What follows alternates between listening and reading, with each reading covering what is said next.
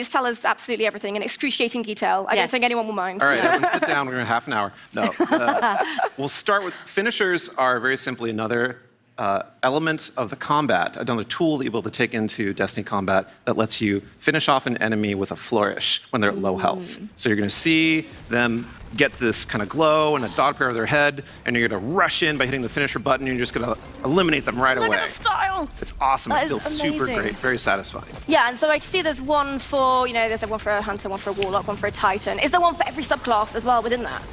There's different class-oriented finishers, and everyone, when Destiny 2 Shadowkeep launches, will get all 3 of those finishers. Ooh, very exciting. And what I'm noticing here is while we're playing, obviously we're cutting through a lot of footage here, but it doesn't seem like there's any cooldown between finishers either. You can kind of just, can you rampage through and just finish? Oh yeah, you can rampage. Okay. However, there are more things you can do with finishers aside from just eliminating the enemy. Yes. With Armor 2.0, we're taking a lot of customization and RPG elements and inserting them into the action game. Okay. So once you start digging that system, more things become possible as finishers. All of a sudden, you can say, hey, I'm going to take my artifact, I'm going to earn one of these mods at the end. It's a collectible now, it's not a consumable. And that one right there, probably my favorite one, if you finish an enemy with that mod equipped, you will spawn a heavy ammo brick for your entire fire team. Wow, that's incredible. But it will cost half of your super. Oh, okay, that's a heavy cost as well. You don't get everything for free in life. There's always a catch. And imagine doing that in the raid, though, and you're like, oh, well, see, this is the thing. Now we don't have heavy ammo since we've, we're creeping back in. I'm a big fan of that. Thank you. And yeah, combat mods that sounds like a really good way to, if you want to spice up your gameplay a little bit, you can add a combat mod in instead. Maybe sacrifice a bit more utility. Maybe be less selfish is what I'm thinking. Well, there's totally selfish ones too. Oh, okay, go on.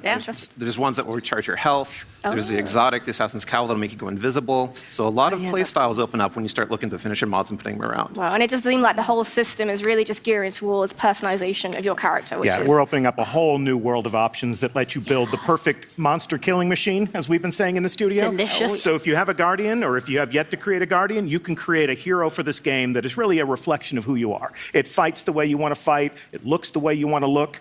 We even just took a look at some of the different options that we have in the game for selecting your difficulty, so that you can go in and you can play Destiny exactly the way you want to play it. You can earn extra rewards for taking bigger risk. If you stand toe-to-toe with your enemies and you use a finishing move, you can, what were some of the things we were talking about before? You can charge your health, you can go invisible, you can spawn ammunition for you and your team, more beyond that. And that doesn't come without risk, does it? Are you invulnerable when you do these things? You are not. You are not invulnerable. So when you've got that one guy on your fire team who just can't help himself and has to do a finishing move, and then he dies, and you're just, thanks for ruining my flawless run. Well, it's exciting. You see that glow across the battlefield, and like, if I get that guy, I can get that rocket, I need it. And so you rush across, but can it's you a do risk it on reward. The really big bosses? You can't do it on the really big bosses. Okay. I'll accept it. You can do it on everything below. But speaking of personalization, you're also here to talk about what players can do to turn that personal challenge up to 11. Deej, can you tell us the secret to creating the elitist of elite guardians? I think it's really about making sure that it fits the way you like to fight.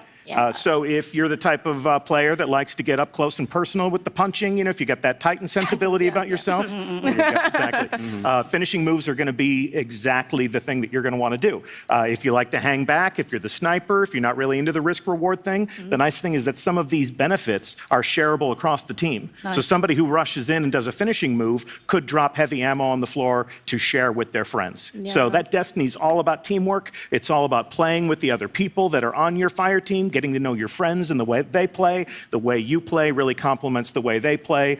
That's the ultimate team right there. I feel like Leah seems to be really judgmental. I don't think I'm quite up to the challenge. But what do you guys think? Does that sound pretty ace? You big Destiny fans? Right, that's what we want to hear. So I suppose most importantly, we need to find out, when can they get their hands on Shadowkeep? Well, I keep forgetting you're so loud. Every time I ask that question, no one hears me. It's not a yes. When can we play the game? Play the game on October 1st. Okay, that's not so long. That's not so long. It's so far. Well, it's really long for Leah, not so far for everyone counting else. every minute.